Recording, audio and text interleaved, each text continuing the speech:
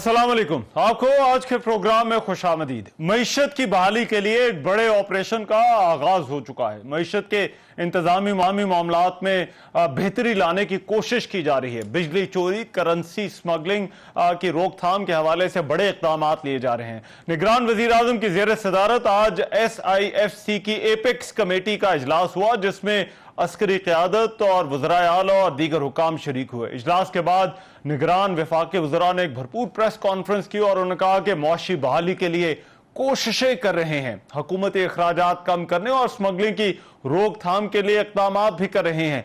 महंगाई के हवाले से बात करते हुए उनका कहना था कि मुल्क में महंगाई की बड़ी वजह सप्लाई चेन का मुतासर होना है। निगरान वफाकी वज़ीर एजाज गौहर का कहना था कि अगर सनत चलेगी तो डॉलर 250 रुपए का भी हो सकता है। गुज़िश्ता दिनों निगरान हुकूमत ने डॉलर, चीनी, खाद और पेट्रोलियम मसनूआत की स्मगलिंग की रोकथाम के लिए बड़े इक़दाम उठाए। अब निगरान हुकूमत ने FIA को अमरीकी डॉलर, चीनी, खाद और पेट्रोलियम मसनूआत की स्मगलिंग की रोकथाम के लिए भी इख्तियारात तफवीज़ कर दिए गए हैं।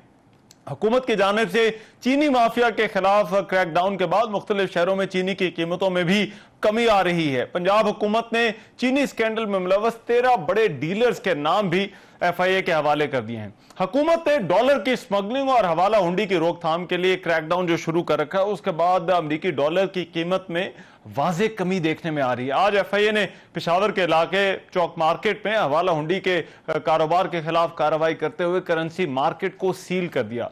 निगरान वज़ीर आज़म की हिदायत पर बिजली चोरों के खिलाफ भी जो है वो कार्रवाई हो रही है। लेकिन दूसरी तरफ जो आवाम की मुश्किलात हैं, उनमें ऐसा लग रहा है कि अभी भी इजाफा हो रहा है। आज बिजली की कीमतों में एक बार फिर इजाफा किया गया है। फ्यूल एडजस्टमेंट की मद में बिजली ₹1.46 महंगी हुई है। पेट्रोल की कीमत का नोटिफिकेशन अभी होना है, लेकिन इजाफे का इम्कान भी जाहिर किया जा रहा है। जबकि इदारा शुमारियात के मुताबिक सालाना बुनियाद पर महंगाई 26.32% हो गई है। हुकूमत ने ये जो इकदाम लिए हैं, जो बड़े ऑपरेशन का आगाज किया है, क्या इन हुकूमती इकदाम के नताइज देर पा साबित होंगे? क्या ऐसे मामलात में बेहतरी आएगी? और फिर दूसरा एक और अहम इशू, आज जो फैसला आया है, एक अदालती फैसला, उसमें जो PDM की हुकूमत थी, सियासी इत्तेहाद की हुकूमत, उसके हवाले से भी जो है वो जजेस ने जो एतराज़ात उन पर उठाए गए थे, एक अदालती फैसले के जरिए उसका जवाब दिया। इन दोनों मामलात पर बात करने के लिए प्रोग्राम में सबसे पहले जो है वो मुझे ज्वाइन है साबिक वफाक के वज़ीर तिजारत भी रह चुके, वज़ीर दिफा भी रह चुके हैं, मुस्लिम लीग नून से खुर्रम दस्तगीर साहब मेरे साथ मौजूद है। खुर्रम दस्तगीर साहब, बहुत शुक्रिया आपके वक्त का। खुर्रम दस्तगीर साहब, सबसे पहले तो ये निगरान हुकूमत के होते हुए बड़े मौशे इक़दाम का फैसला, आप इन मामलात को समझते हैं? आपको लगता है ये फाइनेंशियल मैनेजमेंट बेहतर करने से मामलात के अंदर जो है वो जो बेहतरी लाई जा सकती है, या फिर ये जो है वो इश्यूज, ये जो मसाइल हैं, बहरान है, ये हल की तरफ जाएंगे?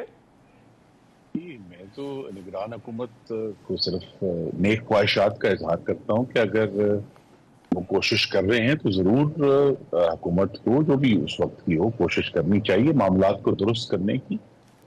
लेकिन अगर ये इतना आसान होता तो पिछली हुकूमत या और भी हुकूमतें जो थी, इन सारे मामलात के हल तलाश कर सकती। ये पेचीदा मामले हैं, लेकिन शायद इस वक्त वो सियासी जो दबाव आते हैं मुख्तलिफ किस्म के, जैसे हमारी 15 माह की हुकूमत में 15 जमातों की मखलूत हुकूमत थी, तो लिहाजा सियासी दबाव जो है वो बहुत शदीद था।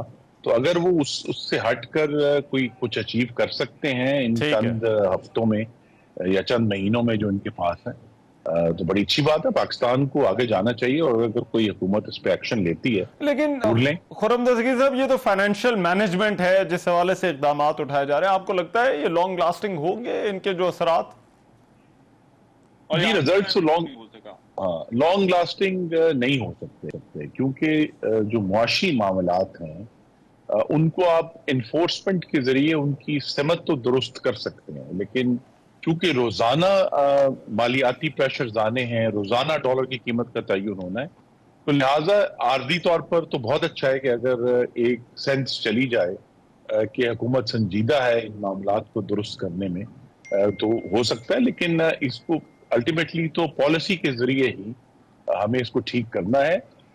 उम्मीद ये है कि ये जो इकदाम उठाए जा रहे हैं, जो इंतजामी इकदाम हैं, उनके जरिए जो अवाम का और कारोबारी कम्युनिटी का जो एतमाद है पाकिस्तान की मुईशत के ऊपर, उसको कुछ संभाला मिल जाएगा तो बेहतरी हो जाएगी। बिकॉज जो पिछली हुकूमत थी शहबाज शरीफ साहब की, जिसका मैं भी हिस्सा था, वो तो एक बहुत बड़ा तोहफा देकर गए ना इस हुकूमत को कि 5.1 अरब डॉलर का इनफ्लो जो है वो सिर्फ जुलाई के महीने में पाकिस्तान में हुआ। तो लिहाजा कोई टेक्निकल वजह नहीं है कि पाकिस्तान के रुपए की कदर जो है वो इतनी तेजी से गिरे। तो लिहाजा उसमें सेंटिमेंट है, उसमें कुछ सट्टेबाज लोग हैं, उसमें स्मगलिंग का भी रोल है। तो अगर हुकूमत जो है अपने इंतजामी इक़दाम से कुछ इसमें कॉन्फिडेंस को इंप्रूव करने कामयाब होती है तो बड़ी अच्छी बात। लेकिन आप पिछली हुकूमत की बात कर रहे हैं, पिछली हुकूमत का एक मामला जो कि ये हुकूमत निगरान हुकूमत हल करने की कोशिश कर रही है वो चीनी वाला मामला है, और जिस पर मुस्लिम लीग नून पीपल्स पार्टी एक दूसरे पर इल्जामात लगा रहे हैं। तो आप चीनी बहरान के आपकी टेक क्या है? ये बरामद की इजाजत किसने दी, किसकी वजह से हुआ ये बहरान, और कौन जिम्मेदार है इस सिचुएशन का कि चीनी की कीमत मार्केटों में जो है वो 200 रुपए फी किलो तक चीनी जा रही है? जी, मेरा इसमें जो नुक्ता नजर है वो मेरा जाती तौर पर है, वो मैं आपसे शेयर कर देता हूँ आपके नाज़रीन से। ये जो 15 माह की 15 जमातों की हुकूमत थी, इसके तमाम फैसलों की हमें इज्तिमाई जिम्मेदारी कबूल करनी है, चाहे उनमें से कुछ फैसले ऐसे हों जो किसी और जमात ने किए थे या हमारी जमात ने किए थे। तो जिस तरह हम सबको एक दूसरे के जो फैसले थे, क्योंकि काबीना ने बिलाखिर पहले ईसीसी में और फिर कैबिनेट ने इन फैसलों की तौसीक की है, तो लिहाजा हम सबको जो पाकिस्तान के अवाम के सामने हम जो जवाब दें, हम सबको इसकी इज्तिमाई जिम्मेदारी कबूल करनी है। और जो चीनी का मामला है वहां भी डॉलर की तरह हमारे सामने जो नंबर्स आए थे, तो मैं भी इन सारे मामलात के साथ अटैच रहा हूं, जो नंबर्स हमारे सामने आए थे उसमें इस इजाजत देने से कोई कमी पाकिस्तान में पैदा नहीं हो रही थी।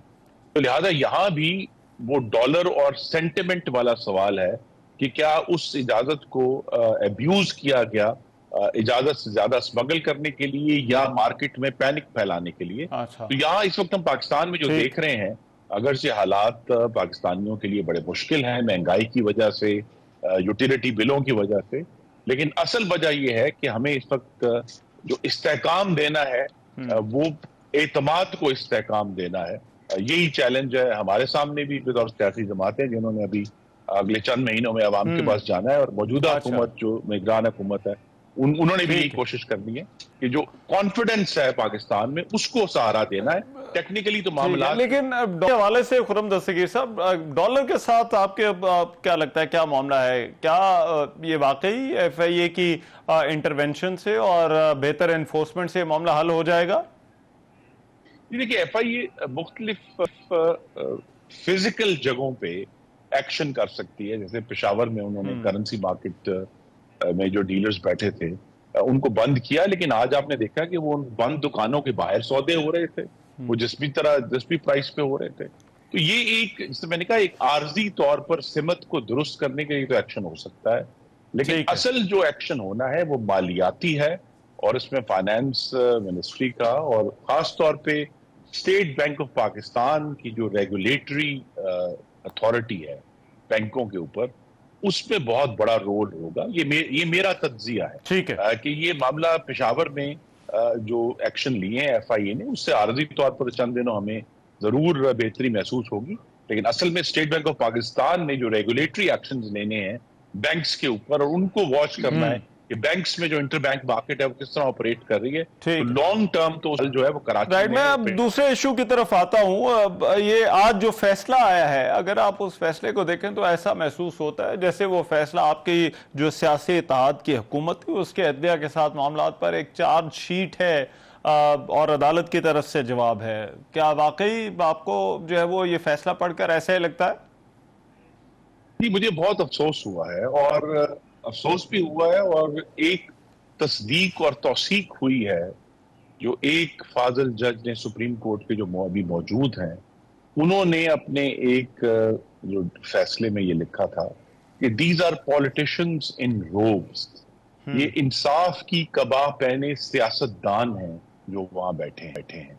या आपको मालूम है, एक और फाजिल जज ने लिखा था कि इंपीरियल सुप्रीम कोर्ट, एक साम्राज्य सुप्रीम कोर्ट।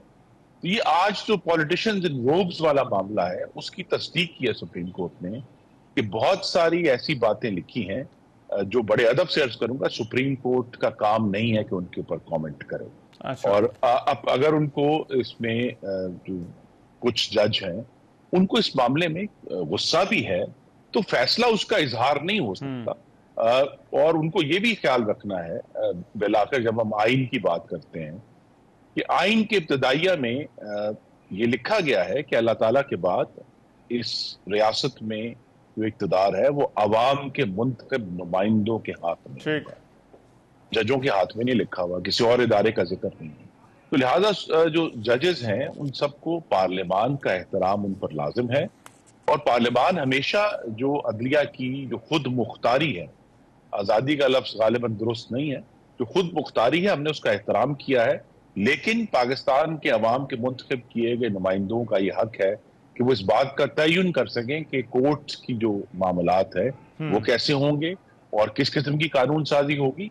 तो लिहाजा आज का फैसला तो एक और अफसोसनाक बाब है, जो पाकिस्तान में जो इदारों का तनाव है उसमें एक और दुख का इजाफा हुआ। लेकिन खुर्रम दस्तगीर साहब, इल्जामात बड़े स्पेसिफिक थे, खासतौर पर जो चीफ जस्टिस है उनके हवाले से, और उनके हवाले से तो अदालती फैसले में कहा गया है कि ये इल्जामात बिल्कुल फर्जी थे और ये अदलिया की आज़ादी पर हमला था। तो इसको आपके क्या वाकई जो इल्जामात थे वो फर्जी थे जो हुकूमत की तरफ से उस वक्त उठाए गए? जी बिल्कुल फर्जी नहीं थे और दुरुस्त थे।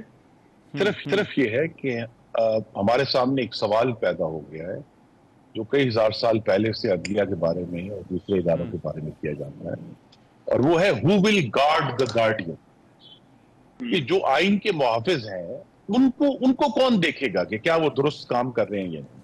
और यहां फिर जो मामला है जिसको मैंने जिक्र किया कि पार्लियामान और अदलिया के दरमियान जो इशू है, बिल आखिर पार्लियामान ने ही अवाम के मुंतखब नुमाइंदों की हैसियत से गार्ड करना है कि क्या अदालत भी अपना काम तो कर रही है या नहीं कर रही। क्योंकि इस वक्त अदालत के अंदर हमें यह महसूस हुआ है कि ये कोई वहां करेक्टिंग मैकेनिज्म नहीं है कि अगर जजेस तजावुज करते हैं या जजेस का कॉन्डक्ट जो है वो दुरुस्त नहीं है तो उसका कौन हिसाब किताब लेगा। क्योंकि आर्टिकल 209 जो है सुप्रीम जुडिशल काउंसिल वाला, वो एक पेचीदा मामला है, लेकिन ये ऑन गोइंग प्रोसेस जो है अदलिया को देखने का कि क्या वो अपना काम दुरुस्त तरीके से कर रहे हैं।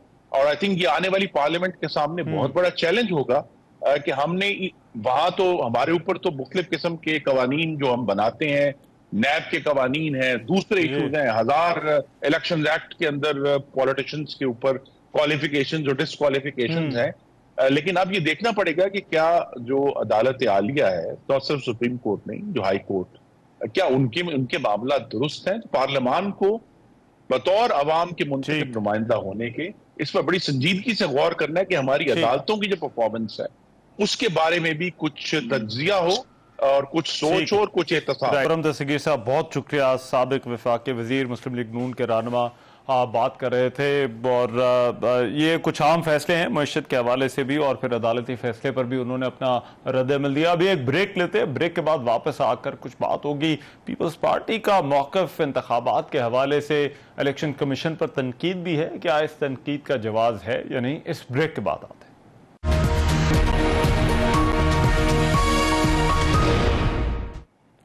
Welcome back after the break. Peoples Party के चेयरपर्सन बिलावल भुट्टो जरदारी ने आज इलेक्शन कमीशन पर तनकीद करते हुए कहा कि इलेक्शन कमीशन ने गैर आईनी तौर पर डेवलपमेंट फंड्स को रोका है। सैलाब मुतासरीन के लिए जो काम चल रहा था उसे भी रोका गया है। सिंध के साथ और इंतजामिया के साथ ऐसा लगता है सौतेला सलूक किया जा रहा है। इलेक्शन कमीशन को देखना चाहिए कि मुल्क में दोगली पॉलिसी क्यों चल रही है, और सिंध में अगर फंड्स को रोकेंगे तो फिर बाकी सूबों के फंड्स भी रोके जाएं। इंतखाबात के हवाले से बात करते हुए बिलावल भुट्टो जरदारी ने कहा कि पीपल्स पार्टी इलेक्शन में जाने के लिए तैयार है, 90 नहीं तो 100 दिन वरना 120 दिन में इंतखाबात करवा दिए जाएं। कमीशन ने जो गैर आईनी गैर कानूनी हिदायत दिया है कि डेवलपमेंट फंड्स को रोका जाए, मुल्क में एक दोगला पॉलिसी क्यों चल रहा है। इलेक्शन कमीशन का जो भी रूल्स है, जो भी पाबंदियां हैं, अगर वो सिंध पे लागू है तो फिर वो वफाक, पंजाब और केपी और बलोचिस्तान पे भी लागू है। इलेक्शन कमीशन को इलेक्शन डेट अनाउंस करना चाहिए, इलेक्शन स्केड्यूल अनाउंस करना चाहिए। पाकिस्तान पीपल्स पार्टी मई 14 पे इलेक्शंस करने के लिए तैयार थे, 60 डेज में इलेक्शंस करवाने के लिए तैयार थे और 90 दिन आइन के मुताबिक इलेक्शंस करवाने के लिए तैयार है। पीपल्स पार्टी के इलेक्शन पर तनकीद का मामला है, क्या इसका जवाब है? इस पर बात करने के लिए प्रोग्राम के इस हिस्से में शाजिया अता मरी साहबा जो है वो मुझे ज्वाइन कर रही हैं, साबिक वफाकी वजीर पाकिस्तान पीपल्स पार्टी की सीनियर रहनुमा शाजिया मरी साहबा, बहुत शुक्रिया आपके वक्त का। शाजिया मरी साहबा, का पीपल्स पार्टी को लगता है कि मामला 90 या 120 दिन से भी आगे जा सकता है और इसीलिए इसरार हो रहा है कि इलेक्शन शेड्यूल का ऐलान किया जाए? बहुत शुक्रिया रहमान साहब। बिल्कुल आज भी पाकिस्तान पीपल्स पार्टी के चेयरमैन जनाब बिलावल भुट्टो जरदारी साहब ने ये बातें कही हैं जो मुस्तकिल कहते आए हैं कि इलेक्शंस आइन के मुताबिक होने चाहिए, 90 रोज में होने चाहिए। हम पहले भी इलेक्शंस के लिए तैयार थे। जब मई में बात हो रही थी कि इलेक्शन कराए जाए तो हमारी पंजाब पार्टी में वहाँ टिकट्स भी तकसीम हो गई थी जो कैंडिडेट्स थे उनको, तो हमने तो उस वक्त भी गेयर अप किया था। फिर ये भी बिलावल साहब ने बताया कि हम तो 60 रोज में भी कराने को तैयार थे, हम तो 90 रोज में भी कराने को तैयार हैं। और अगर इससे ज्यादा भी बात बढ़ती है यानी कि 100 रोज मतलब 120 रोज, ये बात उन्होंने इसलिए कही है कि 20 दिन या 2 हफ्ते से हम कोई इतना बड़ा जो है वो इशू नहीं बनाएंगे, लेकिन इलेक्शन अनाउंस होने चाहिए। तो ये क्या सर आई है, आपको भी पता है, आप भी इसी दुनिया में रहते हैं, हमारे कानों तक भी लोग बात पहुंचाते हैं कि जी ये इस तरह की बातें चल रही हैं। तो कोई तो ये बातें फेंक रहा है ना मार्केट में या आपके कानों तक आ रही है, मेरे कानों तक आ रही है। तो किसी भी जमहूरियत पसंद शख्स के लिए जो आइन का मानने वाला हो, ये काबिल कबूल नहीं है कि आइन इस तरीके से वायलेट हो और इलेक्शन। लेकिन उन्होंने 54 दिन का जो शेड्यूल देना है, आपको क्यों लगता है वो 54 दिन का जो शेड्यूल है वो मर्दम ये जब हल्का बंदियां होने से पहले ही दिया जा सकता है? क्योंकि एक आम अंडरस्टैंडिंग ये है कि हल्का बंदियां होंगी, जो हल्का बंदियों की मुकम्मल होने की तारीख होगी उसके बाद ही वो 4 डे का शेड्यूल जो है वो दिया जा सकता है। देखिए बात यह है कि ये आम अंडरस्टैंडिंग तो नहीं है, लेकिन आम अंडरस्टैंडिंग किसी को सूट कर रही है। अगर हम आइन को देखें, आइन के आर्टिकल्स को समझें, तो उसमें आर्टिकल 51(5) बड़ा वाज़ेह ये कहता है कि अगर प्रोविंशियल जो शहर है उससे नेशनल असेंबली की सीट्स नहीं डिस्टर्ब होती हैं तो आप इलेक्शन में जा सकते हैं। तो वहां पर कोई प्री रेक्विजिट नहीं है सेंसस का, डिलिमिटेशन का। तो इसलिए कानून में बेशक लिखा हुआ है, लेकिन कानून बरतरी तो नहीं रखता है आइन से। तो आइन में कोई चीज लिखी है, हम आइन को कोट कर रहे हैं। लेकिन अगर अभी भी इलेक्शन कमीशन ऑफ पाकिस्तान ये चाहता है कि डिलिमिटेशन हो, तो हमने कहा कि इसको समेट ले। इसको क्या जरूरत है कि एक स्टेप, एक फेज 1 महीने में, दूसरा फेज फिर 1 महीने में, तीसरा फेज फिर, मतलब इस तरह तो 3-4 महीने की एक्टिविटी समझ नहीं आ रहा कि जब आपकी सीट्स भी नहीं डिस्टर्ब हो रही है तो इतनी डिलिमिटेशन की क्या जरूरत है। तो इसलिए इस मुल्क के अंदर जब जब असेंबलियों की मुद्दत पूरी हुई है, ये कयास आराइयां हुई हैं कि इलेक्शन नहीं होंगे और ये जो हैंड पिक लोगों का निजाम है ये चलेगा। तो इसलिए पीपल्स पार्टी हमेशा केयरफुल रहती है, क्योंकि हमने इस जमहूरियत के लिए कुर्बानी दी है, हमने पावर के लिए कुर्बानी नहीं दी है, इक़्तिदार के लिए कुर्बानी नहीं दी है। तो हम नहीं चाहते कि पाकिस्तान के अंदर जमहूरी जो सिलसिला या तसलसल है उसमें कोई रुकावट आए। अच्छा, लेकिन ऐसा लगता है ये तासुर बन रहा है कि जैसे आप जो सियासी हुकूमत, इत्तेहाद की हुकूमत थी, आप उससे फासला करने की कोशिश कर रहे हैं और वो आपसे फासला करने की कोशिश कर रही है। ये चीनी बहरान वाला मामला सबके सामने है। दोनों तरफ से बयानात पाकिस्तान पीपल्स पार्टी और मुस्लिम लीग नून के दरमियान हमने देखे, बल्कि गुज़िश्ता रोज तो राना सनाउल्लाह ने तो ये तक कह दिया कि ये फैसला जरदारी साहब का था जिसकी काबीना ने अप्रूवल दी। तो ये क्या बात दुरुस्त है कि आप उनसे फासला कर रहे हैं और वो आपसे फासला कर रहे हैं? मैं बिल्कुल राना सनाउल्लाह साहब की बात पे भी कमेंट करूंगी, लेकिन पहली बात को मुकम्मल करते हुए कि इलेक्शन कमीशन ऑफ पाकिस्तान ने जो डेवलपमेंट का काम है उस पर कतगन लगा दी है, उसको कर दिया। ये बिल्कुल गलत अमल है, क्योंकि इस वक्त तो इलेक्शन का कोई जिक्र भी कर रहे हैं, डेट, हम तो खुद डेट मांग रहे हैं ना, डेट अनाउंस करते हैं। और जो पिछली हुकूमत के अप्रूव्ड काम है, बिलखुसूस सिंध हुकूमत के, तो वो काम नहीं किए जा रहे। तो काम कोई मेरे जाती काम नहीं है या बिलावल साहब के जाती काम नहीं है या जमात से ताल्लुक रखने वाले किसी एमएलए का, एमपीए का कोई जाती काम नहीं है, अवाम के काम है। मैं अपने हल्के में थी, मैं देख कर आई हूँ कि स्कूल की बिल्डिंग बन रही है, आगे से पैसे नहीं दे रहे कि जी अब ये नहीं बनेगा। तो इसमें तालीम का क्या कसूर है, बच्चों का क्या कसूर है? इसी तरीके से फ्लड के अंदर नुकसानात हुए हैं, ये इमारतें खराब हुई हैं, रोड खराब हुए हैं, वाटर सप्लाई है उसके पैसे हैं। तो बहुत सारा पैसा अवाम की डेवलपमेंट के लिए मुख्तस किया गया है जो अप्रूव्ड स्कीम्स है। तो इलेक्शन कमीशन को ये ज्यादती सिंध के साथ नहीं करनी चाहिए, और जहां अगर दूसरे सूबों में ये काम नहीं हो। और राना सनाउल्लाह साहब के बयान पर जरा अपना रिस्पांस दे दीजिए। तो मुझे हैरत इस बात पे होती है क्योंकि मैं नहीं समझती, शायद अगर नून लीग की पॉलिसी है तो वो खुद बता सकते हैं, लेकिन इक्का दुक्का जो लोग ताल्लुक रखते हैं लीग से, अगर उन्होंने ऐसी बात की है तो अचंभे की बात यह है कि देखिए काबीना के अंदर हम सब बैठे हैं, काबीना के अंदर फैसला काबीना लेती है, काबीना कौन हेड कर रहा है ये बड़ी बात है, लेकिन हम इस इल्जाम तराशी में नहीं जाना चाहते क्योंकि आपने देखा कि पहले एहसन इकबाल साहब ने बात की, नवीद कमर साहब आए और वो इसलिए आके उन्होंने बात की कि उन्होंने कहा जी मुझे डायरेक्टली नाम लेके बोला है, और वो कहने लगे कि जी मैं कॉमर्स मिनिस्टर था, मैंने प्रपोजल दिया था, पूरी प्रोडक्शन का महज 3% अगर एक्सपोर्ट किया है तो आपके जरा मुबादला में इजाफा हुआ, आपकी एक्सपोर्ट से आप ही को पैसा आया, एक्सचेकर में पैसा गया है, स्मगलिंग से 900 मिलियन टन चला जाए वो ठीक है। अब मैं अगर राना सनाउल्लाह साहब से पूछूंगा जी ये स्मगलिंग कैसे हुई, ये ब्लैक मार्केट का कारोबार इतना गर्म कैसे है, और स्मगलिंग सिर्फ चीनी की नहीं है, आपकी और भी कमोडिटीज की स्मगलिंग होती है, फिर आपके पास शॉर्टेज होती है, तो अपने बॉर्डर्स को क्यों नहीं सील करते? हम यहाँ 2.5 लाख की जो एक्सपोर्ट हुई है जिसका हमें एवज पैसा भी मिला है हमारे एक्सचेकर को, उसका रोना रो, लेकिन स्मगलिंग की तरफ बात नहीं करे। फिर जरदारी साहब का नाम, चलिए जरदारी साहब तो बहुत सारी अच्छी सजेशंस देते रहे, वो तो कहते रहे चार्टर ऑफ इकोनॉमी करो, वो तो कहते रहे कि जी एहतसाब के अमल को सपोर्ट करो, विक्टिमाइज नहीं करो, क्योंकि एहतसाब जिस तरह आप कर रहे हैं से कारोबार पाकिस्तान में नहीं चलेगा, कोई बिजनेसमैन काम नहीं करना चाहेगा, कोई बिजनेस खोलना नहीं चाहेगा, क्योंकि उनको यही डर होगा कि जी कोई काम करने जाएंगे तो हमें नैब से पकड़वा देंगे क्योंकि उनको हमारा काम नहीं पसंद आए। तो इसलिए जरदारी साहब ने हमेशा के इंटरेस्ट में, इकोनॉमी के इंटरेस्ट में बात की है। अगर उन्होंने आपकी एक्सपोर्ट में इजाफा करने की बात की है और महज 3%, जिससे आपका कोई ज्यादा नुकसान भी नहीं है, फिगर्स आपके सामने, और वो डुएबल था, तो ईसीसी ने अप्रूव किया ना, डार साहब अप्रूव ना करते, फिर जब वो कैबिनेट में गया तो वहां पर भी रिजेक्ट हो सकता था, तो ये बचगानी बात। लेकिन लगता है ऐसे है कि सिर्फ ये मुस्लिम लीग नून नहीं कर रही, मौलाना फजलुर रहमान के कुछ बयानात पर बात हो रही है और उन्होंने कहा हम तो तहरीक अदम एतमाद लाना नहीं चाहते थे, हम तो इलेक्शन की फेवर में थे। तो क्या वाकई पाकिस्तान पीपल्स पार्टी थी जिसने तहरीक अदम एतमाद को भी फोर्स किया और फिर ये भी कहा कि आप इलेक्शन के अंदर ना जाए? देखिए, पाकिस्तान पीपल्स पार्टी ने हमेशा बड़ा एक डिसिप्लिन अपना स्टैंड रखा है, हमने कोई यूटर्न नहीं लिया कहीं भी। आपको याद है हम पीडीएम का हिस्सा थे, पीडीएम में एक बाकायदा रेजोल्यूशन आई थी, रेजोल्यूशन में ये भी हुआ था कि स्टेप वाइज एक्शन प्लान क्या होगा, कि जी पहले ये ऑप्शन, फिर ये ऑप्शन, फिर ये ऑप्शन, फिर अल्टीमेटली ऑप्शन के इस्तीफे देंगे। लेकिन यकायक, और मौलाना साहब काबिल एहतराम है, यकायक जी इस्तीफे पहले दे दो।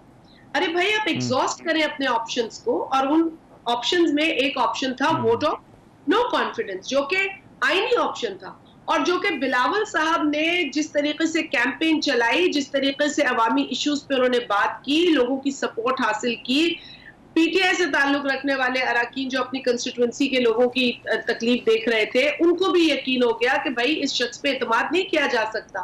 तो बाकायदा पहली मर्तबा आईनी तरीके से एक शख्स को वजीर आजम की कुर्सी से उतारा गया। अच्छा, सबने क्रेडिट ले लिया उस वक्त, ऐसी बात नहीं है, और इस्तीफों से भी सबने अपना जो है ना वो बाद में इस्तीफे, पहले इस्तीफों पे हम पीडीएम से निकल गए ना जी, क्योंकि हमें लग रहा था कि फैसले मुस्तरद किए जा रहे। एएनपी और पीपल्स पार्टी तो पीडीएम का हिस्सा ही नहीं है, और आज भी अगर इत्तेहादी हुकूमत की बात करें तो we are PDM plus 2 other parties, we are not PDM unity government, we are a unity government where Peoples Party played a role. अच्छा, एक बात मैं मुकम्मल रहमान कर लूं कि देखिए मौलाना साहब रेजिग्नेशन पे जिद लगाई थी, रेजिग्नेशन हमने उस वक्त भी कहा था, हम आज भी कहते हैं, अगर रेजिग्नेशन किसी को फायदा देता तो उस वक्त की गवर्नमेंट को देता और उस वक्त के सिटिंग प्राइम मिनिस्टर को देता।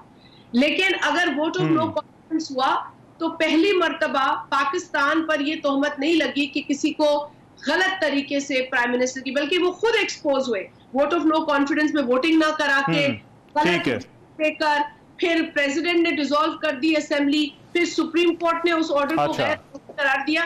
ये भी पाकिस्तान में पहली मर्तबा हुआ एंड थैंक्स टू बिलावल साहब कि उन्होंने आईनी रास्ता अख्तियार किया। राइट। लेकिन अब मुझे बताइए, ऑप्शन आपके पास क्या है? देखिए, आप कह रहे हैं और ये मौक़िफ़ आपका बड़ा वाज़ेह हो गया है कि इलेक्शन जल्द से जल्द, नहीं तो उनका शेड्यूल आना चाहिए। आज चेयरपर्सन बिलावल भुट्टो ने बात की कि अवामी मुहिम जो है वो चलाएंगे। कुछ पार्टियां यहाँ पर हमने देखा सुप्रीम कोर्ट के अंदर हैं, जिनमें सुप्रीम कोर्ट बार एसोसिएशन भी उनके साथ है, और वो अदालत से कोई ऐसा ऑर्डर लेना चाहते हैं कि अदालत इलेक्शन कमीशन को मजबूर करे।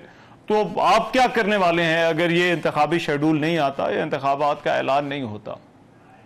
देखिए, इलेक्शन कमीशन ऑफ पाकिस्तान एक इंडिपेंडेंट आईनी इदारा है। इलेक्शन कमीशन पाकिस्तान को देखना चाहिए कि किसी के साथ ज्यादती ना हो। अगर बिलावल साहब ने बतौर चेयरपर्सन पाकिस्तान पीपल्स पार्टी कुछ कंसर्न्स का इजहार किया है तो उनको वो देखना चाहिए। अगर उनको इलेक्शन के ऊपर कंसर्न्स है तो उनको सुननी चाहिए। और इसके अलावा अगर उनको लगता है कि हमारी डेवलपमेंट के रास्ते में ईसीपी आ रही है सिंध की बिलखसूस, तो वो भी उनको देखना चाहिए। एक इक्वल ट्रीटमेंट होना चाहिए। अगर अफसरों की तैनाती जो है उसमें भी सिंध के साथ ज्यादती हो रही है तो वो देखना चाहिए। पीपल्स पार्टी से मुंसलिक कोई भी किसी काबीना में ना हो, किसी भी सूबे के सेटअप में या वफाक में ना हो, लेकिन दूसरी जमातों से मुंसलिक लोग हों इस सेटअप में, ये भी ईसीपी को देखना चाहिए। तो देखिए, ये एहसास दिलाया जा रहा है तभी वो बात कर रहे हैं। और जहां तक सवाल पैदा होता है इलेक्शन को कोर्ट के जरिए, तो अदालत ने तो पहले भी काफी नाइंसाफियां की हैं अपने फैसलों के जरिए। और आज भी बिलावल साहब ने शहीद जुल्फिकार अली भुट्टो की जुडिशियल मर्डर की बात की, हमें तो आज भी इंसाफ नहीं मिला। जरदारी साहब ने प्रेसिडेंशियल रेफरेंस भेजा, वो 13 साल गुजर गए, उसका कोई आज तक पता नहीं है।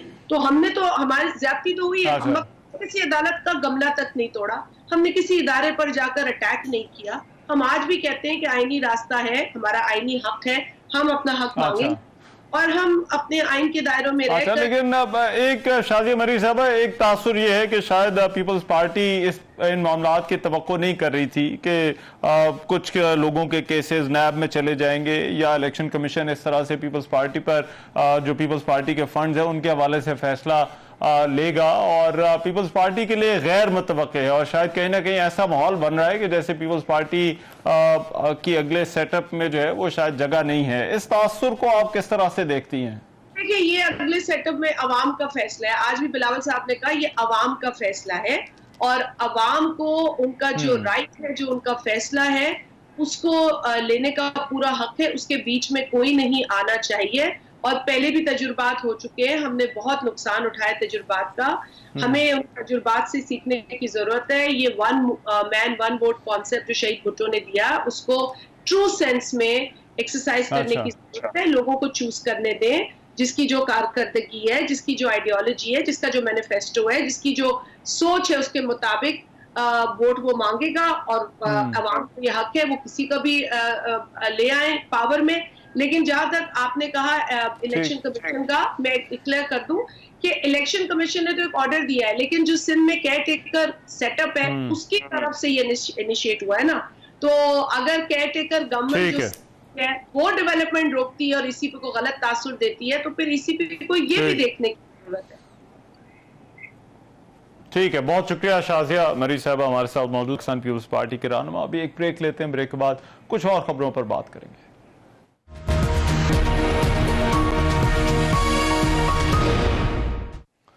Welcome back. सुप्रीम कोर्ट ने आज मुबैना ऑडियो लीक्स इंक्वायरी कमीशन के 3 जजेस पर साबिक इत्तेहादी हुकूमत के जो एतराज़ात की दरख्वास्त थी उसको मुस्तरद कर दिया था और उसका फैसला जारी किया गया। अदालत ने अपने फैसले में कहा है कि हुकूमती दरख्वास्त बेंच को हरासा करने के लिए दायर की गई थी और एतराज़ का मकसद चीफ जस्टिस को बेंच से अलग करना था। यह दरख्वास्त अदलिया पर हमला थी और 32 सफ़ात पर मुश्तमिल ये तफसीली फैसला चीफ जस्टिस ऑफ पाकिस्तान ने खुद तहरीर किया है, जिसमें कहा गया है कि 3 जजेस पर उठाए गए एतराज़ात की कानून की नज़र में कोई अहमियत नहीं। अदालत ने नोट किया कि वफाकी हुकूमत ने मुख्तलिफ हथकंडे इस्तेमाल करके ताख़ीर की और वफाकी हुकूमत ने मुख्तलिफ चालों और हरबों से अदालती फैसलों में ताखीर की और फिर अदालत की बेतौकीरी की। इस फैसले में मजीद कहा गया है कि 4 अप्रैल को सुप्रीम कोर्ट ने पंजाब में 14 मई को इंतखाबात कराने का हुक्म दिया। 15 मई को मुजाहरा किया गया। जारहाना मुजाहरे में चीफ जस्टिस ऑफ पाकिस्तान को संगीन नोयत की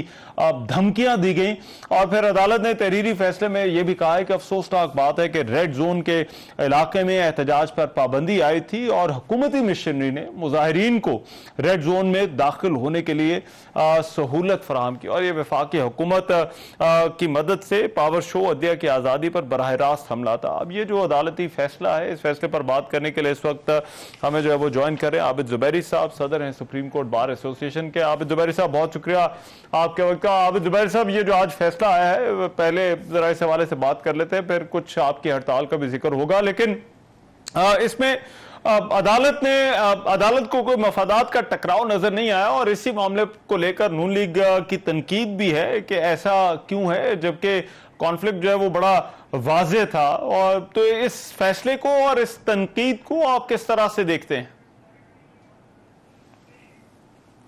बिस्मिल्लाहिर्रहमानिर्रहीम। देखिए, इसका तनकीद करना तो हर इंसान का हक है, कोई जजमेंट आती है उस पर तनकीद की जा सकती है, लेकिन ये देखना है तनकीद ऐसी बात नहीं है। वो बाइस का एक एलिगेशन लगाई थी, कॉन्फ्लिक्ट ऑफ इंटरेस्ट की बात की थी। बाइस तो उन्होंने गवर्नमेंट ने प्लीड ही नहीं किया था। तो अब उस तनाजुर में आपको ये देखना है कि क्या उन्होंने कहा है कि जी वो केस में उन्होंने कहा है कि कॉन्फ्लिक्ट इंटरेस्ट नहीं होता, कि इस तरह के कोई इस तरह का इल्ज़ाम आप लगाएं तो उसके बाद वो जज जो है केस सुन सकता है। लेकिन उमूमन जजेस बाज़ दफ़ा नहीं सुनते, वो अगर समझते हैं कि उन पर कोई एतराज़ होता है। तो ये उस तनाजुर में आप देखें, क्योंकि मैटर अभी सब जुडिस है, कोई हतमी फैसला तो है नहीं, और तो अभी इंतज़ार करना चाहिए कि हतमी फैसला क्या होता है केस में। ठीक है, लेकिन ये जजमेंट पढ़ते हुए बड़े सख्त अल्फाज हैं, एक तरह से एक चार्जशीट है हुकूमत के ऊपर, और फिर अब ये अदालत ने भी कहा है कि ऐसा है जैसे अदलिया की आज़ादी पर हमला है। आपको लगता है इसके रिपरकशंस होंगे इस फैसले के? देखिए, आपने खुद देखा होगा कि जब उनकी हुकूमत थी उस वक्त मुस्तकिल चीफ जस्टिस और उनके रुफ़का जजेस पे मुस्तकिल तनकीद की जाती थी और कहा जाता था मखसूस बेंचेस बन रही हैं, फिर फुल कोर्ट की डिमांड्स होती थी और फिर उन पे बायस के हर केस में बायस की एप्लीकेशंस दी जाती थी, फिर उनको परसू नहीं किया जाता था। लेकिन आप देखें मुस्तकिल अदलिया पे हमले हुए। आपने इलेक्शन का मामला देख लीजिए, 90 दिन के इलेक्शन, ये सारे अब इशू शुरू हुआ कि इलेक्शन 90 दिन में होने चाहिए पंजाब और KPK में। जब इसी बेंच ने कासिम सूरी का फैसला दिया तो ये बेहतरीन जजेस थे। फिर वो पंजाब असेंबली का फैसला आया, उसमें बुराई हुई, शुरू हुई। फिर बाद में ये जब सुओ मोटो ले लिया गया, जबकि 2 पटिशंस ऑलरेडी पेंडिंग थी। सुओ मोटो लिया गया लेकिन 2 पटिशंस ऑलरेडी फाइल हो चुकी थी कि पंजाब में और खैबर पख्तूनख्वा में इलेक्शन होने चाहिए। वो कॉन्स्टिट्यूशनल पटिशन थे। उसमें आपने देखा उस फैसले को बड़ा मुतनाज़ा बनाया गया कि वो 4-2 का फैसला है, 3-2 का नहीं है।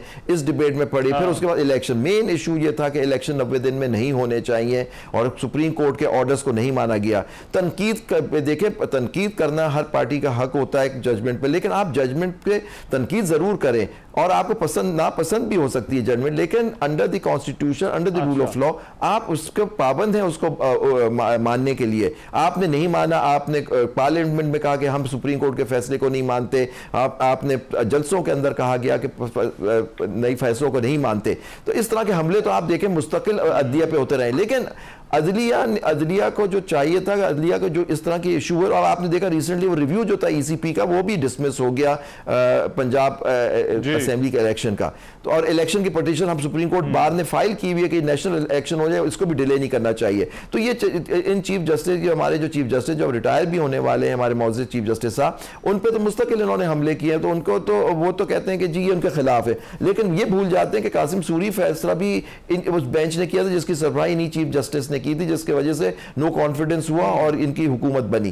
तो देखिए, आपके हक में फैसला आ जाता है, आप उसकी तारीफ करते हैं, आपके खिलाफ आ जाता है तो आप कहते हैं जुडिशरी, क्योंकि पूरे वक्त जुडिशरी पे हमला हुआ। लेकिन जुडिशरी ने भी अपना हक नहीं पूरा किया। जब इस तरह के हमले हुए थे, आइन को तोड़ा गया, कानून को तोड़ा गया, सुप्रीम कोर्ट को एक्शन लेना चाहिए था उन लोगों के खिलाफ जिन्होंने ये आइन तोड़ा, जिसमें इलेक्शन कमीशन, गवर्नमेंट का जो लोग भी इसमें मुलव्वस थे, उनके खिलाफ एक्शन लेना चाहिए था। ये कह देना इस एक्शन इलेक्शन नहीं हुआ, इनके बढ़ते चले गए, और अब आप देखें आइन फिर टूटने जा रहा है। जब नेशनल असेंबली की बातें हो रही हैं, आप सारे लोग आके कह रहे हैं और इलेक्शन कमीशन कह रहा है कि 90 दिन में इलेक्शन नहीं हो सकते। सारा गेम तक इलेक्शन ना हो पंजाब में। लेकिन आप जुबैर साहब इसमें एज ए लॉयर आप किस तरह से देखते हैं ये जो कॉन्फ्लिक्ट ऑफ इंटरेस्ट वाला मामला है? क्योंकि तनकीद ये हो रही है कि ये तय कर दिया है 3 जजेस ने कि अगर आपका अपना मामला भी हो, अपने किसी रिश्तेदार का मामला हो, तो आप उसके अंदर जो है वो उसको जज कर सकते हैं। तो ये चीज जो है वो एक आम हमारी फहम में ये बात है कि अगर ऐसा मामला हो तो जज जो है वो उस बेंच से या उससे अलग हो जाते हैं। तो इसको आप किस तरह से देखते हैं? क्योंकि ये सुप्रीम कोर्ट का फैसला है और एक ऐसा लगता है कि लीगल प्रेसिडेंट सेट कर दिया गया है। देखिए नहीं, बिल्कुल ऐसी में पहली बात, ये 3 मेंबर बेंच का फैसला नहीं है, ये 5 मेंबर बेंच का फैसला है। तो ये लार्जर बेंच है सुप्रीम कोर्ट की। दूसरी बात है कि जब देखिए कोड ऑफ कंडक्ट है, उसके अंदर लिखा हुआ है कि किस वक्त जज को कौन से केस नहीं सुनने चाहिए। कोर्ट ने उसकी तशरीह की है और केसेस नहीं समझा। लेकिन पहले आप सुने जब एप्लीकेशन दी गई तो 3 जजों के खिलाफ, मौजूद जजों के खिलाफ दी गई, बाद में 2 के खिलाफ उन्होंने छोड़ दिया कि जी उनका हमने एलिगेशन का, सिर्फ चीफ जस्टिस से कहा कि आप इस केस से अलग हो जाएं। उन्होंने उसको करते हुए कहा कि मेरा कोई इस तरह का मामला इन्वॉल्व नहीं है कि मैं इस केस का फैसला उससे नहीं कर सकता। लेकिन कोर्ट अब जैसे फाइनेंशियल मैटर्स हो या इस तरह की कोई चीजें इन्वॉल्व होती हैं या डायरेक्ट कोई होता है, उस पर मौजूद है प्रेसिडेंट्स। और देखिए उस जजमेंट तनकीद तो करना, आप कहा कि आप तनकीद कर रहे हैं, लेकिन आप देखिए कि उसके अंदर उन्होंने हवाले दिए हुए हैं कि इस वजह से मैं समझता हूं कि ये मैं सुन सकता हूं ये केस। लेकिन फिर भी इंडिविजुअल जजेस का होता है कि वो सुनना चाहते हैं या नहीं सुनना चाहते। अच्छा, राइट। लेकिन अभी आपकी जो हड़ताल का फैसला है, एक तो आपकी दरखास्त को नंबर अलॉट हो गया है, फिर भी ये हड़ताल क्यों करनी पड़ी और आगे ऑप्शंस क्या हैं?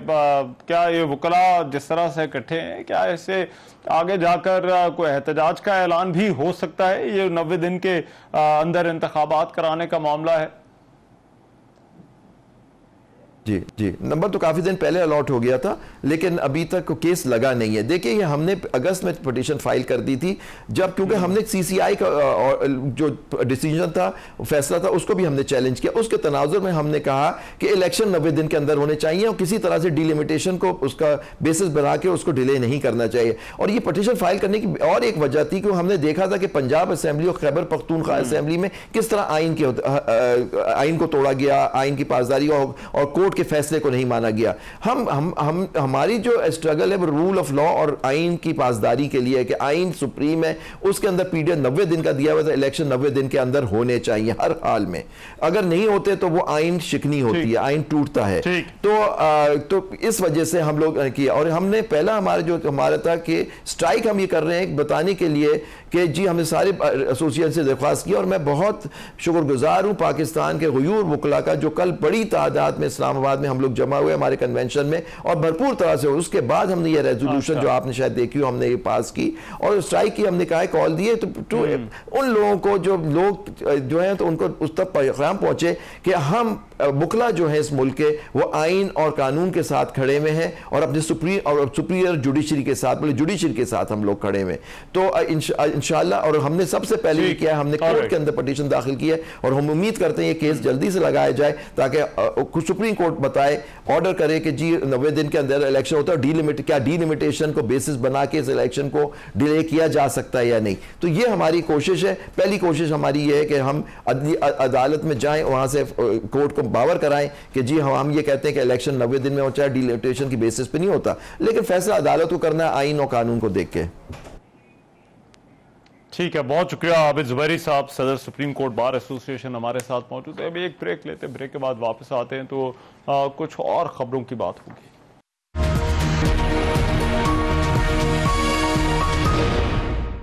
Welcome back after the break. Afghanistan की सरहद के साथ जुड़े हुए मामलात हमारे लिए मुश्किलात पैदा कर रहे हैं। पाकिस्तान ने हाल ही में अफगान सरहद से चित्राल पर जो दहशतगर्दाना हमला हुआ और फिर तोरखम सरहद पर बिला इश्तियाल फायरिंग हुई, इस पर सीनियर अफगान सफारतकार को दफ्तर खारजा तलब करके शदीद एहतजाज रिकॉर्ड करा है। एक्सप्रेस न्यूज के मुताबिक वजारत खारजा के हुकाम की जानिब से अफगान सफारतकार को जो है वो एहतजाजी मरासला भी दिया गया है। इससे पहले आज दफ्तर खारजा की तर्जुमान मुमताज़ ज़हरा बलोच ने कहा कि पाक अफगान बॉर्डर पर हालिया वाक़े से मुतालिक अबूरी अफगान हुकूमत को अपने तहफ़्फ़ुज़ात से आगाह भी कर दिया है।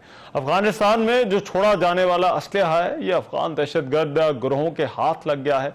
उन्होंने वाज़े किया कि हम किसी को भी मोरद इल्ज़ाम नहीं ठहराते, लेकिन अफगानिस्तान में छोड़ा जाने वाला असलहा आलमी तवज्जो का मतकाज़ी है। वाज़े रहे कि 6 सितंबर को पाक अफगान सरहद पर अफगानिस्तान से दहशत गर्दों ने 2 चेक पोस्टों को निशाना बनाया था। इस हवाले से जो है वो क्योंकि पहले से इंटेलिजेंस रिपोर्ट थी, उन इंटेलिजेंस रिपोर्ट्स के होते हुए भरपूर जो है वो जवाब दिया गया और सिक्योरिटी फोर्सेस की जो जवाबी कार्रवाई थी उसमें 12 दहशत गर्दों को हलाक कर दिया गया और 4 जवान हमारे शहीद भी हुए। लेकिन ये अफगानिस्तान के साथ जो जुड़े हुए मामला हैं, ख़ासतौर पर जो बॉर्डर के दूसरी तरफ से हमले किए जा रहे हैं, हमारे जो इलाके सरहद के नज़दीक हैं, वो मुसलसल उनकी सिक्योरिटी का मामला है। और पाकिस्तान ये मामला सियासी तौर पर भी इससे पहले उठाता रहा है और अभी सिफारती तौर पर भी अफगान अबूरी हुकूमत के साथ इस मामले को उठाया जा रहा है। लेकिन इस मामले के ऊपर अफगान अबूरी हुकूमत को, क्योंकि